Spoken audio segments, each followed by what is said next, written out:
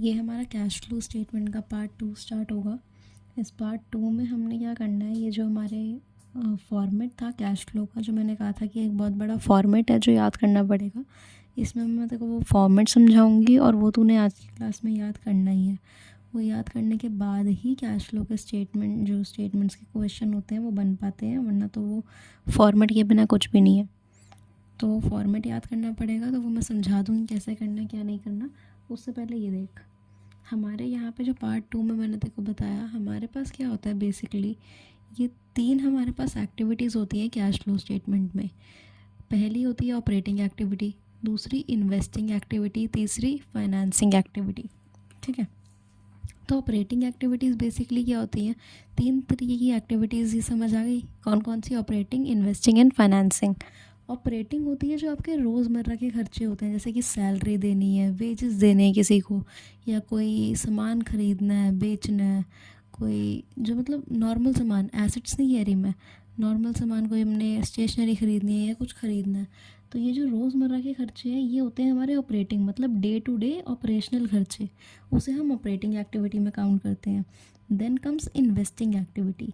Investing activity क्या होती है हमारी? इन्वेस्टिंग एक्टिविटीज़ में हमें पता लगता है कि हम जब भी अपनी कोई एसेट्स परचेज़ कर रहे हैं, फिक्स्ड एसेट को परचेज़ कर रहे हैं या फिक्स्ड एसेट को सेल कर रहे हैं, या हम अपनी इन्वेस्टमेंट्स को परचेज़ कर रहे हैं या इन्वेस्टमेंट को सेल कर रहे हैं, जब इनकी बात होती है तो हमारी कहाँ पे रिकॉर्ड होती है वो? इन्वेस्टिंग एक्टिविटीज़ में। किस किस की? या तो फिक्स्ड एसेट की सेल परचेज़ या इन्वेस्टमेंट की सेल परचेज़, ये दोनों कहाँ पे आती है? हमारी इन्वेस्टिंग एक्टिविटीज़ में। फिर आती है हमारी फाइनेंसिंग एक्टिविटी। तो फाइनेंसिंग एक्टिविटीज़ में क्या होता है? फाइनेंस से रिलेटेड। अब फाइनेंस से रिलेटेड क्या हो गया? अगर हम शेयर्स इशू कर रहे हैं या हम किसी की शेयर्स की रीपेमेंट कर रहे हैं, ठीक है, अगर हमने किसी से लोन लिया है वो रिकॉर्ड करेंगे, अगर लोन पहले लिया था उसकी भरपाई कर रहे हैं, रीपेमेंट ऑफ लोन कर रहे हैं, तो वो भी रिकॉर्ड करेंगे। तो इन क्रक्स फाइनेंसिंग एक्टिविटी में क्या क्या आ गया? शेयर्स का लेना देना, डिबेंचर्स का लेना देना, लोन्स का लेना देना, ये इन तीनों चीज़ों का हमारा लेना देना कहाँ आ गया? फाइनेंसिंग एक्टिविटी में। क्या क्या चीज़ें? अगर हम शेयर्स इशू कर रहे हैं, डिबेंचर्स इशू कर रहे हैं, किसी से लोन ले रहे हैं, किसी को लोन दे रहे हैं, वो सारा हमारा फाइनेंसिंग एक्टिविटी में आता है। क्लियर? अब क्या होता है हमारे पास बेसिकली कैश फ्लो स्टेटमेंट के 2 मेथड होते हैं, एक होता है डायरेक्ट मेथड और एक होता है इनडायरेक्ट मेथड। तो हमें डायरेक्ट मेथड हमारे सिलेबस में ही नहीं है, तो हमने सिर्फ इनडायरेक्ट मेथड करना है। तो इनडायरेक्ट मेथड ही हम कर रहे हैं। ये वैसे क्वेश्चन आता नहीं है कभी कि इनडायरेक्ट मेथड है क्या है, मैं सिर्फ बताने के लिए बता रही हूँ कि हम कैश फ्लो स्टेटमेंट का इनडायरेक्ट मेथड कर रहे हैं, क्योंकि डायरेक्ट मेथड हमारे सिलेबस में नहीं है। तो उसके अंडर ही क्या था? ये 3 एक्टिविटीज़ होती हैं जो मैंने तेको बता दी। अब 3 एक्टिविटीज़ के बाद जो हमारी समझने वाली चीज़ है वो क्या आती है? वो यहाँ पे मैंने एक बैलेंस शीट बनाई है। देखो, ये मैं अगर मैं तुझे इसका क्रक्स समझाऊँ तो ये हमने पहले सीखी थी। यहाँ पे शेयर कैपिटल, यहाँ पे देख, हाँ, यहाँ पे share capital, reserves and surplus, debenture, loan या करंट लायबिलिटी, ये हमारे ऊपर कहाँ आते हैं? शेयर होल्डर फंड में। और ये वाली चीज़ है टोटल डेट आता है ना, टोटल डेट में ये दोनों चीज़ों को काउंट करते हैं। ये सारी चीज़ें हमारी क्या होती है? एसेट्स होती हैं। तो अब अगर देखा जाए, ये मैंने सिर्फ फॉर्मेट बनाया जो मैंने पहले देखो सिखाया हुआ है। अब इसमें से जो फिक्स्ड एसेट्स होते हैं और जो इन्वेस्टमेंट होती है, मैंने अभी क्या बोला, ये दोनों क्या होती है या कहाँ पे रिकॉर्ड होती है? इन्वेस्टिंग एक्टिविटी में। ठीक है, ये दोनों कहाँ रिकॉर्ड होती है? इन्वेस्टिंग एक्टिविटी में। सारे फिक्स्ड एसेट्स और सारे इन्वेस्टमेंट्स कहाँ पे रिकॉर्ड होती है? उनका परचेज सेल होना या कुछ भी होना कहाँ रिकॉर्ड होगा? हमारा इन्वेस्टिंग एक्टिविटी में। फिर आता है हमारा ये शेयर कैपिटल और ये डिबेंचर और लोन। मैंने रिजर्व्स एंड सरप्लस तो मैंने तेको नाम नहीं बोला ना कुछ भी, मैंने क्या 2 नाम बोले हैं? मैंने बोला शेयर, या तो शेयर्स का या फिर डिबेंचर या फिर लोन का नाम लिया था। तो इन दोनों चीज़ों का कुछ भी होना कहाँ पे रिकॉर्ड होता है? फाइनेंसिंग एक्टिविटी में। ठीक है, इन चीज़ों का कुछ भी होना कहाँ रिकॉर्ड होता है? फाइनेंसिंग एक्टिविटी में। या तो आप शेयर्स इशू कर रहे हो, या शेयर्स इशू मतलब जो कर रहे थे उनको वापस ले रहे हो, या फिर डिबेंचर इशू कर रहे हो या वापस ले रहे हो, या लोन की रीपेमेंट कर रहे हो या लोन ले रहे हो। तो ये चीज़ें कहाँ आती है? हमारी फाइनेंसिंग एक्टिविटी में। ये समझ आ गया? ये दोनों चीज़ें कहाँ पे आएंगी, इन्वॉल्व होंगी? इन्वेस्टिंग में। और ये दोनों चीज़ें फाइनेंसिंग में। अब जो हमारा अकाउंटिंग स्टैंडर्ड 3 के हिसाब से हमने कैश फ्लो स्टेटमेंट अपनी बनानी है, तो वो क्या कहता है कि जो चीज़ें फाइनेंसिंग में नहीं आती और जो चीज़ें इन्वेस्टिंग में भी नहीं आती, वो कहाँ पे आ जाती है? ऑपरेटिंग में। ठीक है, जो चीज़ें फाइनेंसिंग में इंक्लूड नहीं है, जो चीज़ें इन्वेस्टिंग में इंक्लूड नहीं है, वो कहाँ पे इंक्लूड हो जाएंगी? वो हमारी ऑपरेटिंग में इंक्लूड हो जाएंगी, ऑपरेटिंग एक्टिविटीज़ का पार्ट बन जाती हैं। ठीक है, ये नॉर्मल ऑपरेटिंग एक्टिविटीज़ की डेफिनेशन भी है कि जो चीज़ें फाइनेंसिंग एक्टिविटी में इंक्लूड नहीं होती और इन्वेस्टिंग एक्टिविटी में इंक्लूड नहीं होती, वो कहाँ रिकॉर्ड होती है? वो रिकॉर्ड होती है हमारी ऑपरेटिंग एक्टिविटीज़ में। ठीक है, इतना समझ आ गया। अब अगर मैं देखो इन्वेस्टिंग एक्टिविटीज़ का समझाऊँ, यहाँ पे अगर हम इन्वेस्टिंग एक्टिविटीज़ का समझें, ठीक है, ये थोड़ा स्पेलिंग तो गलत लिखी है मैंने, मुझे पता है। ये अगर इन्वेस्टिंग एक्टिविटीज़ की हम ये चीज़ समझें ना, तो मैं देखो यहाँ पे दिखाई देती हूँ, दिखा के ये वाला करते हैं। ये देख, यहाँ पे मैंने क्या लिखा? Investing activities, correct.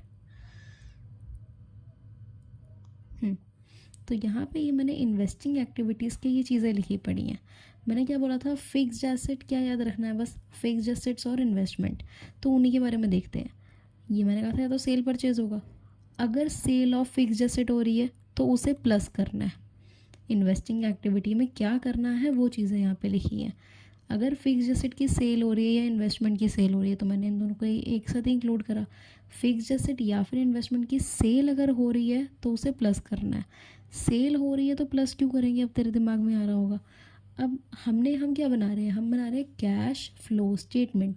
कैश का फ्लो क्या है हमें वो देखना है। तो जब भी हम कोई चीज़ सेल करते हैं तो हमारे पास पैसा आता है या जाता है? जब भी हम कुछ बेच रहे हैं, तो पेन बेच रही है, तेरे पास पैसा आएगा ना। पेन चाहे जा रहा है, तेरे पास पैसा तो आ रहा है।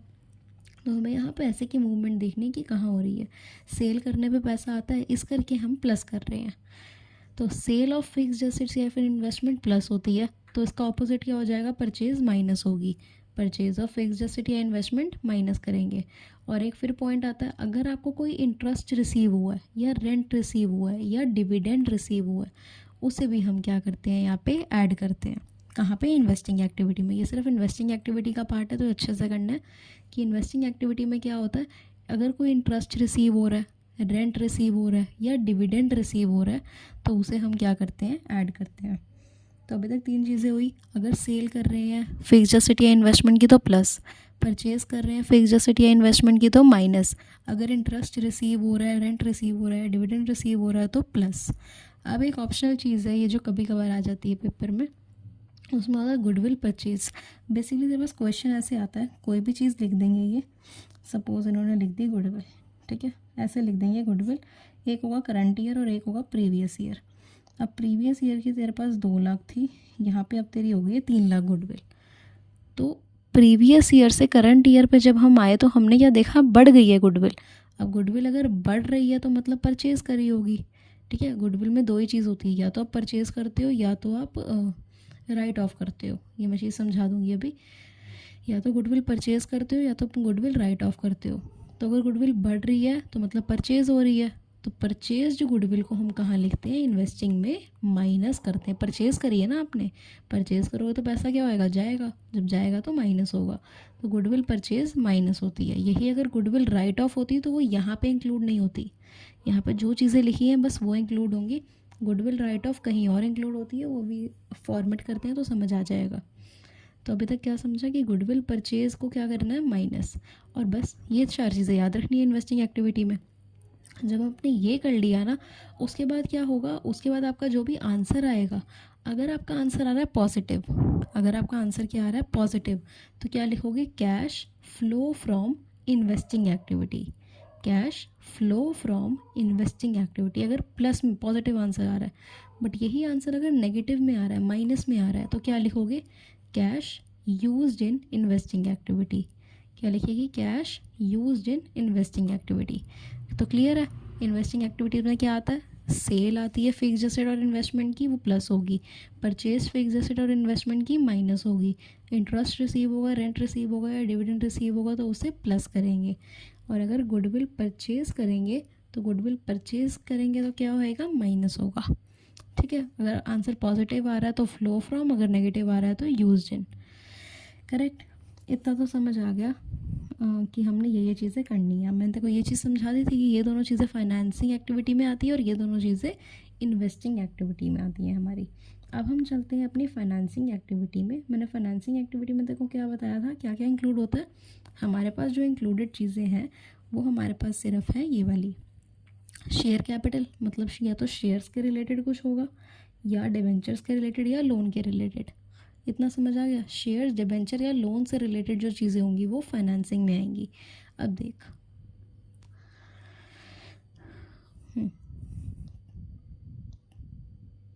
एक सेकंड में फोकस डाल दो इस पर, ऐसे देख लेते हैं, समझ तो आ रहा है।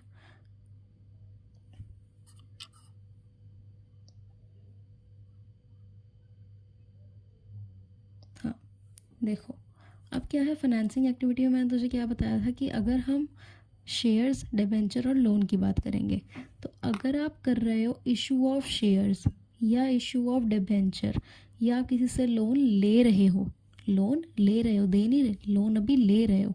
मैंने क्या क्या बोली, 3 चीज़ें, या तो शेयर इशू कर रहे हो या डिबेंचर इशू कर रहे हो या लोन ले रहे हो। जब ये 3 चीज़ें होंगी तो आप क्या करोगे फाइनेंसिंग एक्टिविटी में प्लस।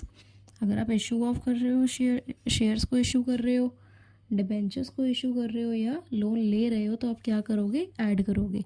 बट अगर आप रिडेम्पशन ऑफ डिबेंचर कर रहे हो, मतलब उसको डिबेंचर्स को रिडीम कर रहे हो या फिर शेयर्स को रिडीम कर रहे हो या फिर लोन की रीपेमेंट कर रहे हो, जो आपने पहले लोन लिया था अब उसकी रीपेमेंट कर रहे हो, तो आपका क्या, आप क्या करोगे इसमें से, फाइनेंसिंग एक्टिविटी में से माइनस। तो अभी तक 2 चीज़ें हमें क्या समझ आई। अगर हम इशू ऑफ शेयर्स कर रहे हैं, इशू ऑफ डिबेंचर कर रहे हैं या लोन ले रहे हैं तो प्लस करेंगे। बट यही अगर हम रिडेम्पशन ऑफ शेयर्स कर रहे हैं, रिडेम्पशन ऑफ डिबेंचर कर रहे हैं या रीपेमेंट ऑफ लोन कर रहे हैं तो वो माइनस करेंगे। क्योंकि खुद पैसे की मूवमेंट देख लेना, पैसा जा रहा है तो हम माइनस कर रहे हैं, पैसा आ रहा है तो प्लस कर रहे हैं। लोन टेकन, अगर लोन लेते हो तो आपके पास पैसा आता ही है ना, चाहे आपकी इन फ्यूचर लायबिलिटी क्रिएट हुई बट आपके पास पैसा तो अभी आया। तो जब आप लोन लेते हो तो पैसा आता है, इसी करके हम प्लस कर रहे हैं। उसके बाद हम इन्वेस्टिंग में क्या करते थे, इंटरेस्ट रिसीव, जो डिविडेंड रिसीव और रेंट रिसीव, इन तीनों चीज़ों को क्या करते थे, हम प्लस करते थे, राइट। अब यहाँ पे क्या करेंगे, इंटरेस्ट पेड या डिविडेंड पेड को माइनस करेंगे। इंटरेस्ट पेड या डिविडेंड पेड को माइनस करेंगे। अगर आपको आ गया पेड, आपको आया रिसीव नहीं आया, आपको आया कि इंटरेस्ट आपने पे करा है, जो आपने इंटरेस्ट पे करा है या फिर डिविडेंड पे करा है तो वो आपका फाइनेंसिंग में इंक्लूड होगा, इन्वेस्टिंग में नहीं होगा। इसी करके मैं कह रही हूँ फॉर्मेट बहुत ज़रूरी है, इस करके मैं तोड़ तोड़ के समझा रही हूँ। इंटरेस्ट पे करा, डिविडेंड पे करा तो वो माइनस करना है। अब ये मैंने पी वाई क्या लिखा है, ये पी वाई लिखने का मतलब होता है प्रीवियस ईयर का। आपको इंटरेस्ट के 2 अमाउंट दिए होंगे, जैसे मैंने बताया ना, एक करंट ईयर का, एक प्रीवियस ईयर ऐसे लिखा होता है, तो आपको प्रीवियस ईयर की फिगर देखनी है। इसमें जिन पॉइंट के आगे लिखा है प्रीवियस ईयर तो वहाँ प्रीवियस ईयर का ही अमाउंट लिखना है, करंट ईयर का अमाउंट नहीं लिखना। वैसे हम मेजरली इसके डिफरेंस को कैलकुलेट करके हमेशा लिखते हैं, बट हमें डिफरेंस जहाँ जहाँ मैंने पी वाई या सी वाई लिखा है ना, तो सीधा वहीं की अमाउंट जो है उसी को उठा के लिखना है, इनको इसका डिफरेंस कर निकाल के नहीं लिखना। तो अब थर्ड चीज़ क्या करें, इंटरेस्ट पे करा या डिविडेंड पे करा तो वो माइनस करना है, और कौन सा होना चाहिए, वो प्रीवियस ईयर का। कौन सा अमाउंट चाहिए हमें, ये प्रीवियस ईयर का अमाउंट चाहिए, किसमें, इंटरेस्ट पेड या डिविडेंड पेड में। ये चीज़ समझ आई। अब हमने 2 चीज़ों की बात कर ली, अब आती है एक और चीज़, बैंक ओवरड्राफ्ट, जिसे हम लोन ही कहते हैं, ठीक है। बैंक ओवरड्राफ्ट को हम लोन ही कहते हैं, तो मैं लोन का ही एक बार ऐसा समझ के लोन ही समझा रही हूँ। अगर हम इंक्रीज़ इन बैंक ओवरड्राफ्ट, आपको लिख के कैसा आता है, एक पूरा बड़ा सा क्वेश्चन होता है, वहाँ पे आपको लिखा होता है बैंक ओवरड्राफ्ट, ठीक है, ऐसे लिखा होता है, और आपको दिया होता है करंट ईयर और प्रीवियस ईयर। अब अगर यहाँ पे था 5 लाख, अब हो गया 8 लाख। यहाँ पे हमारा बैंक ओवरड्राफ्ट लिखा हुआ आया था तो करंट ईयर और प्रीवियस ईयर लिखा था। प्रीवियस ईयर में आपको था 5 लाख दिया हुआ और करंट ईयर में बोला 8 लाख हो गया। तो अब क्या हुआ, 5 लाख से 8 लाख हो गया, मतलब 3 लाख का इंक्रीज़ हो गया। बैंक ओवरड्राफ्ट में 3 लाख का इंक्रीज़ हो गया, तो इंक्रीज़ इन बैंक ओवरड्राफ्ट है, मतलब लोन। बैंक ओवरड्राफ्ट का दूसरा नाम समझ ले लोन। अगर इंक्रीज़ इन लोन है मतलब आपने लोन लिया है, जब लोन लोगे तो पैसा आएगा ना, तो प्लस करेंगे। अगर इंक्रीज़ इन बैंक ओवरड्राफ्ट है तो आपने प्लस करना है, इसका साइमल्टेनियसली उल्टा कर, अगर डिक्रीज़ इन बैंक ओवरड्राफ्ट है, बैंक ओवरड्राफ्ट कम हो रहा है, लोन आपका कम हो रहा है, तो आप क्या करोगे, वो माइनस करोगे। तो इसमें हमें 5 चीज़ें पढ़ने को मिल गई। वो क्या क्या है? अगर हम इशू ऑफ शेयर्स कर रहे हैं या इशू ऑफ डिबेंचर कर रहे हैं या लोन ले रहे हैं तो हमें वो ऐड करना है। अगर हम रिडेम्पशन ऑफ डिबेंचर कर रहे हैं या फिर शेयर्स कर रहे हैं या फिर लोन की रीपेमेंट कर रहे हैं तो हम उसे माइनस करेंगे।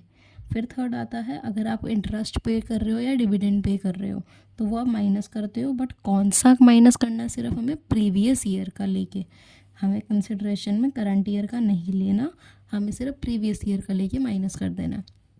अगर बैंक ओवरड्राफ्ट गिवन है और बैंक ओवरड्राफ्ट में इंक्रीज़ है तो उसे प्लस करना है, अगर डिक्रीज़ है तो उसे माइनस करना है। फिर इन दी एंड आप जब करोगे तो आपका कोई आंसर आएगा। अगर आंसर पॉजिटिव है तो लिखोगे cash flow from financing activity, but अगर आंसर नेगेटिव है तो लिखोगे कैश यूज्ड इन फाइनेंसिंग एक्टिविटी। तो हमने 2 चीज़ों की कर ली। क्या क्या कर लिया हमने अभी तक? जो हमारा इन्वेस्टिंग है और फाइनेंसिंग है, हमने 2 की याद कर ली। अब हमारा क्या रह गया याद करने वाला? अब हमारा रह गया याद करने वाला ऑपरेटिंग वाला। तो ऑपरेटिंग मैं भी पूरी स्टेटमेंट बनाती हूँ फिर तेरे को दिखाती हूँ ताकि ईजी समझ आए। अब मेरे सामने क्या है, यहाँ पे मैंने ऑपरेटिंग, जो हमारी ऑपरेटिंग एक्टिविटी का फॉर्म होता है मैंने वो लिख लिया, फॉर्मेट लिख लिया है। तो कैश फ्लो स्टेटमेंट का फॉर्मेट यही होता है कि ऊपर लिखते हैं cash flow statement as per AS3 revised, और पर्टिकुलर्स लिख के ऐसे यहाँ पे आता है हमारा डिटेल्स, ठीक है, यहाँ पे लिखते हैं ऐसे डिटेल्स और यहाँ लिखते हैं अमाउंट। ओके, तो यहाँ पे मतलब छोटा छोटा अमाउंट लिखते हैं, यहाँ पे टोटलिंग लिखते हैं। वो क्वेश्चन करेंगे तो समझ आ जाएगा वो चीज़। अभी मैं दिखा रही हूँ ऑपरेटिंग एक्टिविटी का फॉर्मेट। ऑपरेटिंग एक्टिविटी का फॉर्मेट ये होता है, डरना नहीं है, देख के समझ आ जाएगा, समझाती हूँ। पहले क्या होता है, बेसिकली यहाँ पे होता है A B C और D। ओके, तो A आता है हमारा ऑपरेटिंग एक्टिविटीज़ के लिए, cash flow from operating activity लिखते हैं। B में लिखते हैं cash flow from investing activity. C में लिखते हैं cash flow from financing activity. और D हमारा आता है कैश एंड कैश इक्विवेलेंट। ये चीज़ जो मैंने बोली है अभी नोट डाउन कर। A में क्या लिखते हैं, cash flow from operating activity. B में cash flow from investing activity. C में कैश फ्लो फ्रॉम, ये कॉलम्स बनते हैं, जैसे ये बनाया हुआ है ना मैंने, ये A का बनाया है। A का मतलब ये सिर्फ ऑपरेटिंग का है, B मतलब इन्वेस्टिंग एक्टिविटी का, C मतलब cash flow from financing activity, D मतलब कैश एंड कैश इक्विवेलेंट का। तो अभी हम पहले A स्टार्ट करते हैं, फिर B और C तो मैंने तुझे करा ही दिया ऑलरेडी। अगर देखो वो समझ आ गई होगी ना चीज़, तो B और C में सेम ही वही है, और फिर D करना है बस। D तो बहुत छोटा होता है। तो हम पहले A देखते हैं अपना। तो cash flow from operating activity, यहाँ पे क्या लिखा है हरलीन, सबसे पहला नेट प्रॉफिट। मैंने भी क्या लिखा, नेट प्रॉफिट मतलब सरप्लस। तो पूरे क्वेश्चन में देखो नेट प्रॉफिट दिया होगा, तूने कैसे निकालना है, मैंने तेको क्या बताया, करंट ईयर और प्रीवियस ईयर ऐसे गिवन होगा। तो करंट ईयर के नेट प्रॉफिट में से जो भी अमाउंट दिया होगा नेट प्रॉफिट के आगे, current year minus previous year करके जो अमाउंट आएगा वो आपने लिखना है नेट प्रॉफिट के आगे। तो सबसे पहली चीज़ क्या आएगी, ऑपरेटिंग एक्टिविटी के जस्ट नीचे ही नेट प्रॉफिट लिखना है, फिर उसका अमाउंट यहाँ पे आएगा। फिर आपने जो चीज़ें ऐड करनी है, सब्ट्रैक्ट करनी है, अब हम उस पर चल रहे हैं। तो ऐड सबसे पहले क्या होगा, ट्रांसफ़र टू जनरल रिज़र्व। वहाँ पे लिखा होगा, ये पूरा लिखा होता है ट्रांसफ़र टू जनरल रिज़र्व, या फिर जनरल रिज़र्व सिर्फ लिखा होता है, तो समझ आ जाएगा आपको क्वेश्चन में। तो ट्रांसफ़र टू जनरल रिज़र्व को आपने क्या करना है, ऐड। यहाँ पे कैसे लिखना है, ऐसे ऐड करके जो 4 चीज़ें अभी बोल रही हूँ वो ऐड करनी है, ठीक है जी। और यहाँ पे अमाउंट्स लिखना है इनका, और जो फाइनल अमाउंट ये आएगा ना, जो मैंने एंड में लिखा cash flow from operating activity, ये तेरा एंड में ये वाले कॉलम में आएगा आंसर। बाकी सारा बीच बीच में यहीं पे लिखियो, वही प्रेफरेबल है ताकि कैलकुलेशन ईजी हो तेरे लिए। तो अब ऐड क्या करना है, कल let's come back to the point. Add क्या करना है, ट्रांसफ़र टू जनरल रिज़र्व, वो कैसे निकालेंगे, करंट ईयर में से प्रीवियस ईयर माइनस करके, ठीक है। लिखा होएगा जनरल रिज़र्व और करंट ईयर और प्रीवियस ईयर दिया होगा, और वहाँ पे लिखा होगा अगर 5 लाख और 10 लाख, मतलब हाँ 5 लाख और 10 लाख और 5 लाख। तो 10 लाख में से 5 लाख को आप माइनस कर दोगे तो कितना आ जाएगा, 5 lakh.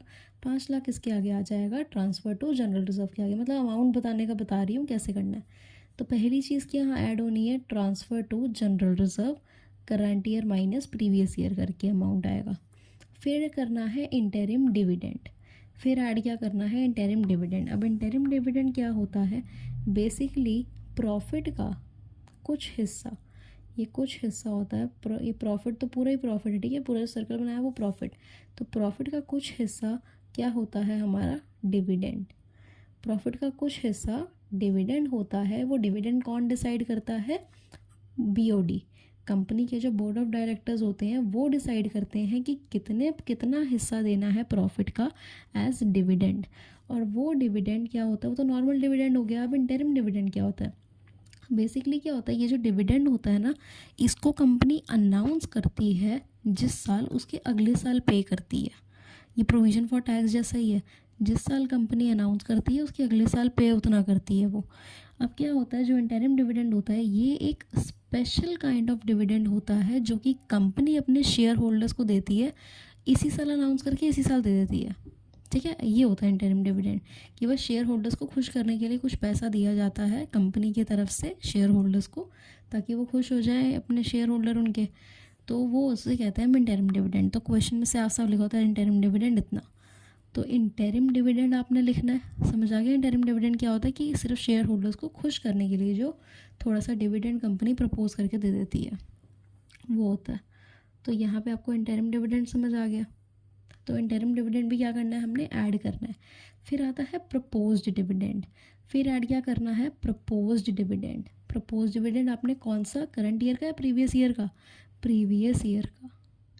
Propose dividend previous year, कैसे याद रख, प्रपोज्ड पी से तो प्रीवियस ईयर का। तो प्रपोज डिविडेंड आपने ऐड करना है प्रीवियस ईयर का। फिर आपने क्या ऐड करना है, provision for tax. Provision for tax मैंने सिखाया था ना, कि जो प्रोविज़न फॉर टैक्स मतलब होता है कि आप पिछले साल आपने कोई प्रोविज़न बनाया जो आपने इस साल पे करना है, टैक्स पे करना है इस साल, तो आपने पिछले साल उसका प्रोविज़न बनाया होगा। ऐसे ही मैंने क्या कहा, अगर मैंने जो टैक्स पे करना है अगले साल, आने वाले अगले साल में, तो मैं इस साल जो प्रोविज़न बना रही हूँ, जो मैं इस साल प्रोविज़न बना रही हूँ मुझे वो कंसिडर करना है यहाँ पे, ठीक है। जो मैं इस साल टैक्स के लिए अलग से प्रोविज़न बना रही हूँ अगले साल आने वाले साल के पे करने के लिए, उसको मैंने इंक्लूड करना है सिंपल लैंग्वेज में। तो पहले हमने क्या, पहले 4 चीज़ें याद करी, कि 4 चीज़ें क्या याद करनी, ऐड करनी है, transfer to general reserve, interim dividend, propose dividend and provision for tax. Provision for tax कौन सा, करंट ईयर का। प्रपोज डिविडेंड कौन सा, प्रीवियस ईयर का।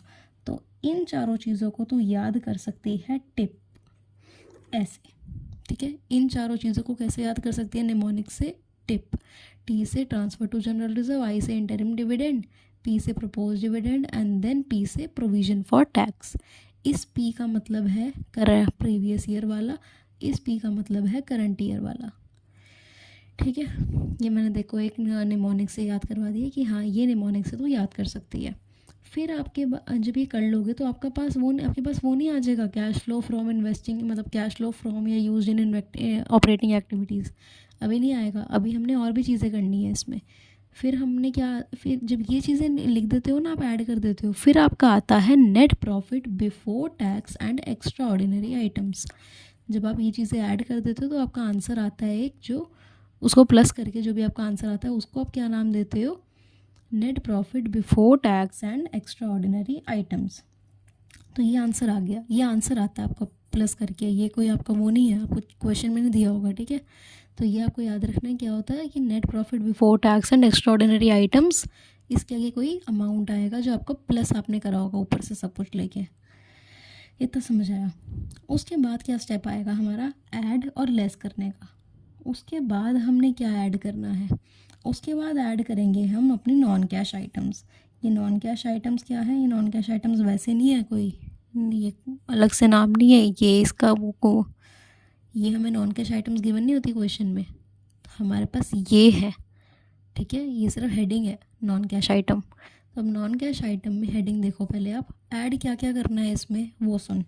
पहले करना है डेप्रिसिएशन ड्यूरिंग द ईयर। क्या ऐड करना है, डेप्रिसिएशन ड्यूरिंग द ईयर। तो डेप्रिसिएशन ड्यूरिंग ईयर ऐड करना है, जो भी आपने डेप्रिसिएशन पूरे साल पे लगा, पूरे साल में डेप्रिसिएशन लगा होगा वो ऐड करना है। फिर मैंने तो बताया था ना देखो, कि गुडविल या तो हम परचेज़ करते हैं या राइट ऑफ करते हैं। परचेज़ वाली कहाँ आती है, इन्वेस्टिंग में, बट अगर हम राइट ऑफ कर रहे हैं, गुडविल कम हो रही है अगर, तो वो कहाँ आएगी, यहाँ, ठीक है। ऑपरेटिंग एक्टिविटीज़ के सेकंड कॉलम में कहाँ आएगी, यहाँ, ठीक है। गुडविल, पेटेंट या ट्रेडमार्क जो मर्जी कह लो, अगर वो राइट ऑफ हो रहे हैं तो कहाँ आएंगे आपके यहाँ पे सेकंड कॉलम में ऑपरेटिंग एक्टिविटी के। तो गुडविल, पेटेंट या ट्रेडमार्क रिटन ऑफ, करेक्ट। फिर आपने क्या करना है, add interest expenses. Interest expenses आप क्या करोगे, ऐड करोगे। इंटरेस्ट एक्सपेंसेस को, अगर कोई खर्चे हैं इंटरेस्ट के एक्सपेंसेस को ऐड करते हो। फिर अगर आप कोई अपना फिक्स्ड एसेट बेच रहे हो या इन्वेस्टमेंट बेच रहे हो, उसमें लॉस हो रहा है, उसमें क्या हो रहा है, हल्दी लॉस हो रहा है, उसे भी आप ऐड करते हो। तो यहाँ से हमने 4 चीज़ें याद करी। वो 4 चीज़ें क्या थी, depreciation during the year add कर, जो हमने ऐड करना है पहले वो देखते हैं। डिप्रिसिएशन ड्यूरिंग ईयर ऐड करना है। फिर गुडविल, पेटेंट या ट्रेडमार्क को राइट ऑफ करते हैं तो उसे ऐड करना है। तीसरा, इंटरेस्ट एक्सपेंसेस को ऐड करना है, खर्चे इंटरेस्ट एक्सपेंसेस को ऐड करना है। फिर चौथा क्या आता है हमारा आता है वो loss on sale of fixed asset या इन्वेस्टमेंट, इसे ऐड करना है, करेक्ट। अब ये मेरे को एक चीज़ बता, अगर तू इंटरेस्ट एक्सपेंसेस ऐड कर रही है, खर्चों को ऐड कर रही है, तो जो इनकम होंगी उसे माइनस कर देगी। तो इंटरेस्ट एक्सपेंसेस अगर ऐड हो रहे हैं तो लेस क्या कर देंगे साइमल्टेनियसली, अगर कोई इंटरेस्ट इनकम है तो उसे माइनस करेंगे।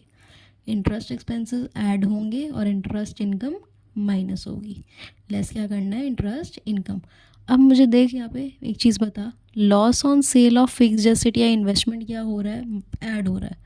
अगर कोई लॉस है सेल पे फिक्स्ड एसेट की तो वो ऐड कर रही हूँ, मतलब वो मैं ऐड कर रही हूँ, लॉस को ऐड कर रही हूँ। तो मैं गेन को क्या करूँगी, सब्ट्रैक्ट करूँगी ना। अगर लॉस को ऐड कर रही हूँ तो गेन को सब्ट्रैक्ट करूँगी, ठीक है जी। तो अब हमारे पास 4 चीज़ें हमने ये जो कर ली, ये भी इंक्लूडिंगली, ये 6 चीज़ें हो गई। ये 6 चीज़ें आपने कैसे याद रखनी, पहले तो 4 चीज़ें याद करने का रख ले। फिर तेरे को पता ही है कि ये दोनों को सिर्फ अपोजिट, मतलब इनका चेंज करना है, अपोजिट निकालना है और उसे माइनस करना है। तो इसको याद कर सकती है तो ग्लिड से, क्या निमोनिक से, ग्लिड। जी से क्या होगा आपका, गुडविल, पेटेंट या ट्रेडमार्क रिटर्न ऑफ। एल से आपका हो गया loss on sale of fixed asset. I से हो गया इंटरेस्ट एक्सपेंसेस। डी से हो गया डिप्रिसिएशन ड्यूरिंग द ईयर। आपकी मर्ज़ी आप कैसे याद करते हो, बट मुझे ये याद चाहिए क्योंकि इसी के बेस पे ही क्वेश्चंस होंगे, वरना कैश फ्लो का मतलब ही नहीं है। ये कैश फ्लो का बेस है, तो ये आपको याद करना ही करना है। तो ये आपने समझ लिया क्या है, किस निमोनिक से याद करेगी, ग्लिड से। अब ये भी समझ आ गया कि फिर ये जो लेस करना है वो हमने क्या करना है, इसके उल्टे को, नीचे के इसको ऑपोजिट कर देंगे तो उसको हमने लेस करना है। फिर हमारा आंसर जो आएगा, फिर हमारा ये जो इतनी चीज़ें करके उसको ऐड सब्ट्रैक्ट करके इन चीज़ों का जो आंसर निकल के आएगा वो भी हमारा ऑपरेटिंग का आंसर नहीं है, फिर निकलेगा operating profit before working capital changes. पहले क्या निकला था, net profit before tax and extraordinary items. उसके बाद जो हमने चीज़ें करी उसके बाद क्या निकलेगा, operating profit before working capital changes. जो भी आंसर आएगा इसका सम वगैरह करके वो यहाँ पे लिखोगे आप, ठीक है। Operating profit before working capital changes के आगे जो भी इसका अमाउंट आएगा प्लस माइनस करके, ठीक है। उसके बाद हमारा लास्ट स्टेप जो ऑपरेटिंग में आता है, लास्ट स्टेप क्या है वो ध्यान से देखना है। अब हमें ऐड क्या करना है, उसके बाद हमारे पास operating profit before working capital changes आ गया। उसके बाद हमने क्या ऐड करना है, फिर हमने ऐड करना है अगर कोई करंट लायबिलिटी में इंक्रीज़ है या फिर करंट एसेट में डिक्रीज़ है तो वो ऐड होगा। कैसे याद रखना है, करंट लायबिलिटी में इंक्रीज़ और करंट एसेट में डिक्रीज़ क्या होगा, प्लस होगा। करंट लायबिलिटी में इंक्रीज़ या करंट एसेट में डिक्रीज़ ऐड होगा, ठीक है। ये आपको याद करना ही है। करंट लायबिलिटी अगर बढ़ रही है तो ऐड करना है, करंट एसेट घट रही है तो ऐड करना है। करंट लायबिलिटी बढ़ रही है तो ऐड करना है और करंट एसेट घट रही है तो ऐड करना है। अब माइनस क्या करना है, इसका एकदम ऑपोजिट। माइनस क्या करना है, एकदम ऑपोजिट। अगर करंट लायबिलिटी घट रही है या फिर करंट एसेट बढ़ रही है तो आप माइनस करोगे। तो बस प्लस वाली आइटम को याद कर ले, माइनस वाली अपने आप तो बना लेगी। अगर आप करंट लायबिलिटी और करंट एसेट, करंट लायबिलिटी अगर बढ़ रही है तो ऐड कर रहे हो, तो करंट लायबिलिटी जब घटेगी तो उसे माइनस करोगे। ऐसे याद रख कि करंट लायबिलिटी का एकदम डायरेक्ट रिलेशन है, ठीक है। करंट लायबिलिटी का डायरेक्ट रिलेशन है। अगर करंट लायबिलिटी बढ़ती है तो प्लस होती है, करंट लायबिलिटी घटती है तो माइनस होती है। बट यही तो एज्यूम कर कि अब करंट एसेट्स का है, करंट एसेट का क्या है, इन्वर्स रिलेशनशिप है। एडिशन और सब्ट्रैक्शन के साथ इन्वर्स रिलेशनशिप है। करंट एसेट घटेगी तो प्लस होगी, करंट एसेट बढ़ेगी तो माइनस होगी। ठीक है, आई होप मैंने थोड़ा बता दिया थे, कोई हिंट दे दी कैसे याद कर सकती है तो कर लियो। करंट लायबिलिटी अगर बढ़ेगी तो प्लस, करंट लायबिलिटी घटेगी तो माइनस, करंट एसेट घटेगी तो प्लस और करंट एसेट बढ़ेगी तो माइनस। तो ये आपने चीज़ याद रखनी है, ये दोनों होंगी ऐसे, क्योंकि ये बहुत इंपॉर्टेंट है ये दोनों चीज़ें। ये दोनों चीज़ें ऑफ कोर्स हैं, पेपर में आती ही, क्वेश्चन में आती हैं। फिर आता है टैक्स पेड।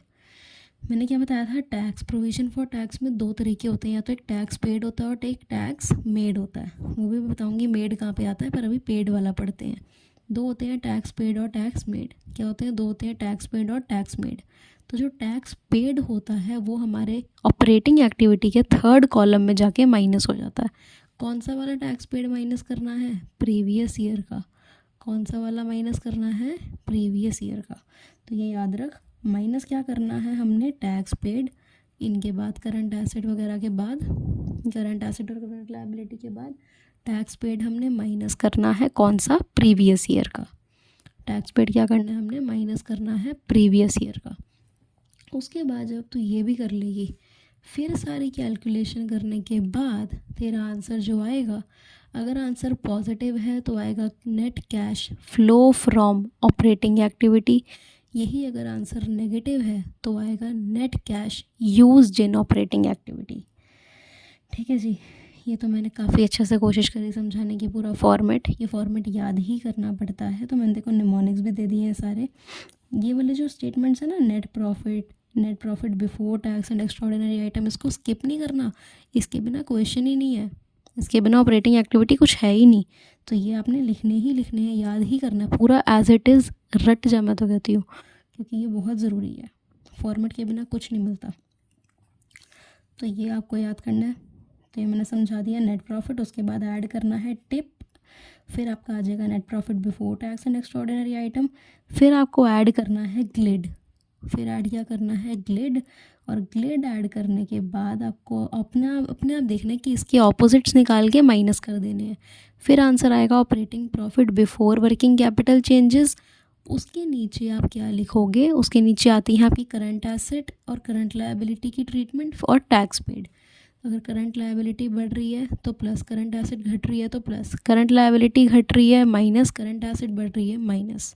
और टैक्स पेड को भी हम माइनस कर देते हैं, कौन सा वाला, प्रीवियस ईयर वाला। तो ये चीज़ें याद रखिए कि कौन सा प्रीवियस ईयर का लेना है, कौन सा करंट ईयर का लेना है।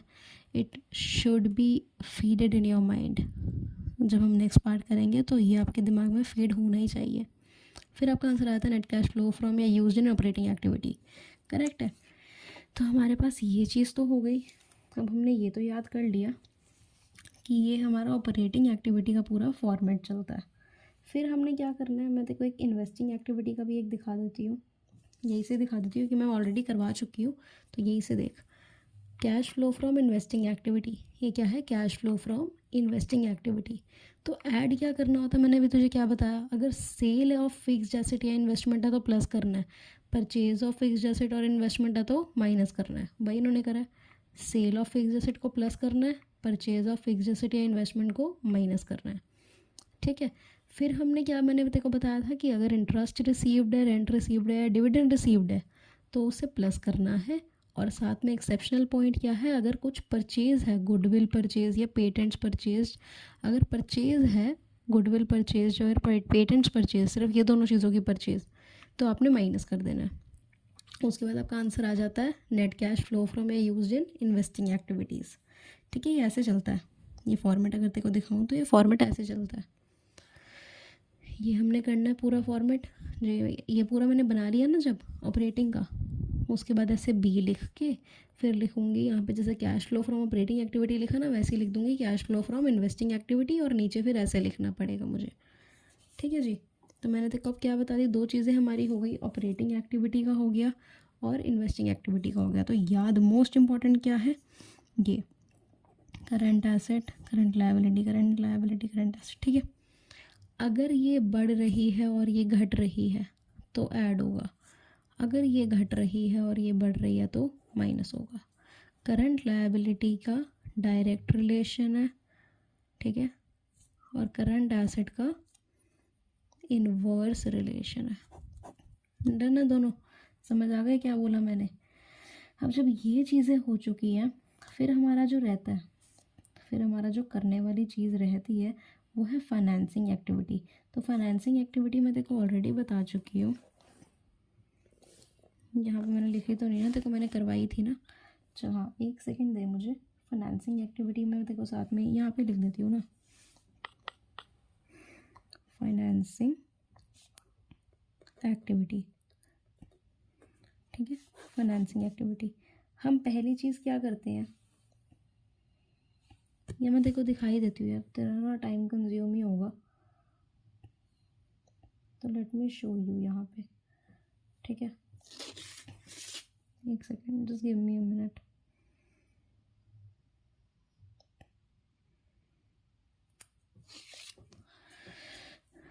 ये चीज़ ठीक है, cash flow from financing activities.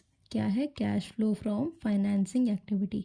तो फाइनेंसिंग एक्टिविटी में हम क्या कर रहे थे, add issue of debenture, shares या लोन टेकन अगर है तो उसे ऐड करेंगे, अगर इशू कर रहे हैं या लोन ले रहे हैं तो ऐड करेंगे। बट यही अगर हम रिडेम्पशन ऑफ शेयर, डिबेंचर या लोन रीपे कर रहे हैं तो उसे माइनस करेंगे, लेस करेंगे, यहाँ लेस लिखा है तो यहाँ पे माइनस करेंगे। ठीक है, फिर दूसरा क्या बताया था, इन दोनों चीज़ों के बाद मैंने तेको एक चीज़ बताई थी कि अगर मेरे पास जैसे इंटरेस्ट पेड या डिविडेंड पेड है तो उसे मैं क्या करूँगी, माइनस। तो लेस के कॉलम में मैंने क्या करना है, इंटरेस्ट पेड या डिविडेंड पेड को माइनस कर देना है। तो ये भी हो गया, ये तो हमने करा ही था। और हमने एक और चीज़ क्या करी थी, बैंक ओवरड्राफ्ट। अगर बैंक, यहाँ भी मत देख, बैंक ओवरड्राफ्ट अगर इंक्रीज़ हो रहा है तो उसे प्लस करेंगे, और बैंक ओवरड्राफ्ट अगर डिक्रीज़ हो रहा है तो उसे माइनस करेंगे। तो यहाँ आप देख, बैंक ओवरड्राफ्ट इंक्रीज़ हो रहा है तो उसे प्लस करेंगे, बैंक ओवरड्राफ्ट अगर डिक्रीज़ हो रहा है तो उसे माइनस करेंगे। तो अभी तक हमें क्या पता लग गया, ये दोनों चीज़ें कर ली, ये तीन चीज़ें कर ली। ठीक है, अब तो कहेगी मेरी ये क्या आ गया, increase in security premium reserve. तो ये एक एडिशनल पॉइंट है, एडिशनल में है कि अगर देख फाइनेंसिंग, वैसे तो क्वेश्चन में कभी नहीं आता मोस्टली, बट अगर आ गया तो फिर भी उसी के लिए। फाइनेंसिंग एक्टिविटी में हमने ऐड एक और चीज़ करनी होती है, अगर एसपीआर में इंक्रीज़ है तो वो फाइनेंसिंग में ऐड होगी।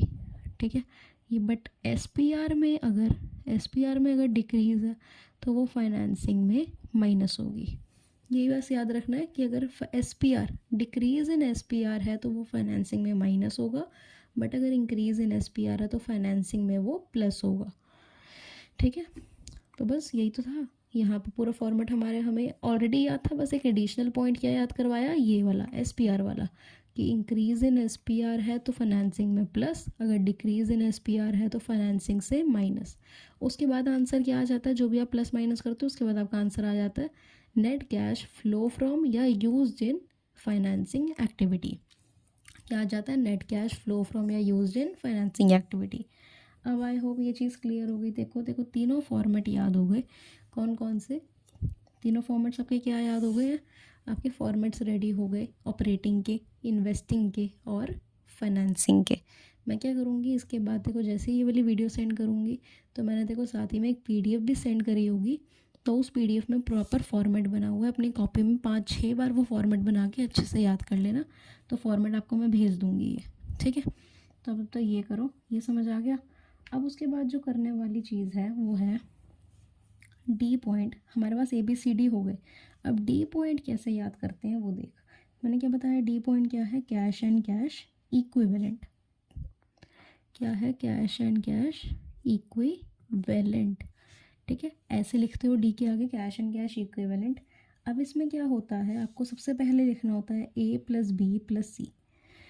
जो आपका ए का अमाउंट आता है, बी का आता है और सी का, मतलब ऑपरेटिंग, इन्वेस्टिंग और फाइनेंसिंग के तीनों के जो अमाउंट आते हैं उसको आप ऐड करते हो तीनों को, और तीनों को ऐड करके यहाँ पे आप अमाउंट लिखते हो वो। ठीक है, उसके आगे आप अमाउंट लिखते हो, A + B + C करके अमाउंट लिखते हो प्रॉपर। उसके बाद क्या करना होता है हमें, उसके बाद हमने प्लस इसमें करना होता है, अगर कोई ओपनिंग कैश या बैंक का बैलेंस दिया होता है जैसे हमें, तो ओपनिंग कैश या बैंक बैलेंस को हमने प्लस करना है, और माइनस क्या करना है हमने, क्लोजिंग नहीं करना, माइनस करना है ओपनिंग मार्केटेबल सिक्योरिटीज़ होता है कुछ, ठीक है। मार्केटेबल सिक्योरिटीज़ है, वो क्वेश्चन में गिवन होगा ये वर्ड, मार्केटेबल सिक्योरिटीज़। अब तू कहेगी मीत मार्केट, अगर तेरे को पता होगा तो तू कहेगी मीत मार्केटेबल सिक्योरिटीज़ तो करंट लायबिलिटी और करंट एसेट्स भी तो मार्केटेबल सिक्योरिटी है। तो वही बात है कि मार्केटेबल सिक्योरिटीज़ अलग से गिवन होगा, करंट लायबिलिटी और करंट एसेट्स के साथ मार्केटेबल सिक्योरिटीज़ को कंफ्यूज नहीं करना। तो जो मैंने अभी तक बताया है बस वही अच्छे से करियो। तो हमने डी वाले सेक्शन में क्या करना है, कैश एंड कैश इक्विवेलेंट लिखा है, उसके आगे नीचे हमने क्या करना है, ए प्लस बी प्लस सी करके अमाउंट लिख देना है, प्लस करना है opening cash and bank, plus करना है माइनस करना है ओपनिंग मार्केटेबल सिक्योरिटीज़ या फिर क्या लो शॉर्ट टर्म इन्वेस्टमेंट। ये आपको दोनों में से एक नाम दिया होगा तो आपने ये करना है। माइनस क्या करना है, ओपनिंग मार्केटेबल सिक्योरिटी या शॉर्ट टर्म इन्वेस्टमेंट, माइनस क्या करनी है ये चीज़, ठीक है।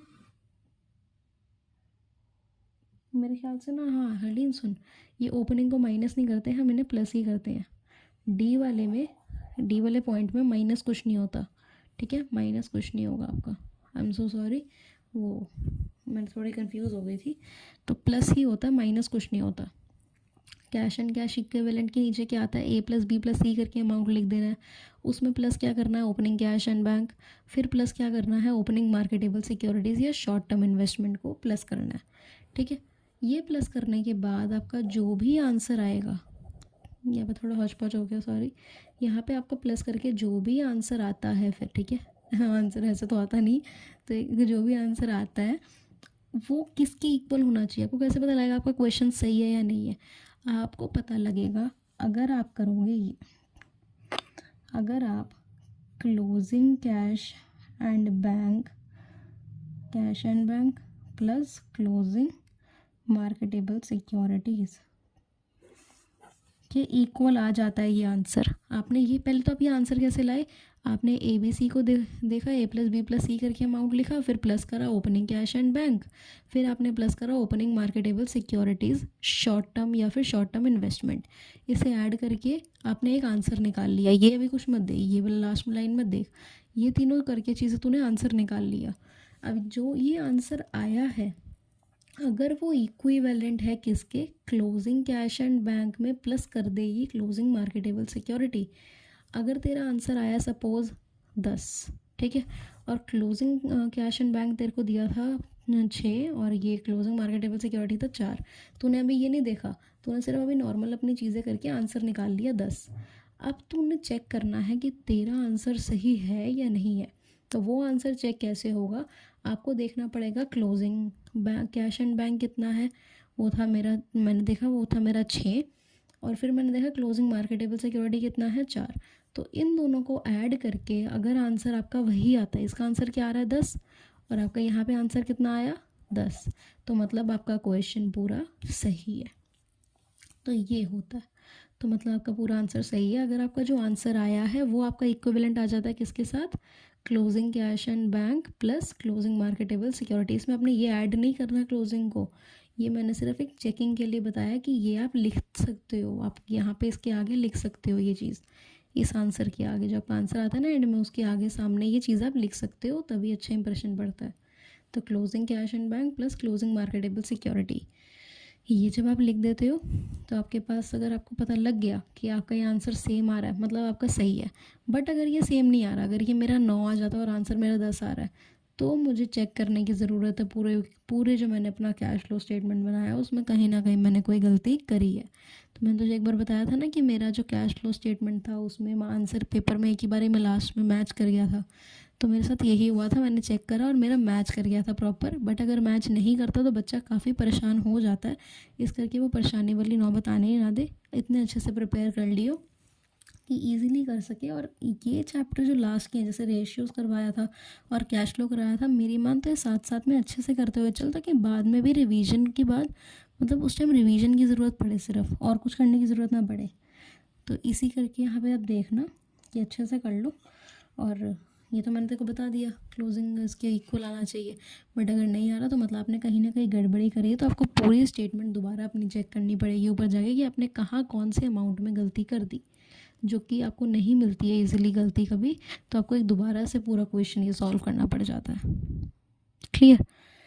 तो अब हमने ये कर ली है ये चीज़ें, क्या क्या चीज़ें हो गई हमारी, हमने पूरा फॉर्मेट कर लिया, हमने cash flow from operating activity देख लिया कैसे करते हैं, इन्वेस्टिंग एक्टिविटी देख लिया पूरा फॉर्मेट, फाइनेंसिंग का देख लिया, और ये जो कैश एंड कैश इक्विवेलेंट का है वो भी देख लिया। तो ये अलग अलग पेजेस पे नहीं करना होता, आपको एक ही साथ लाइन में चलना होता है।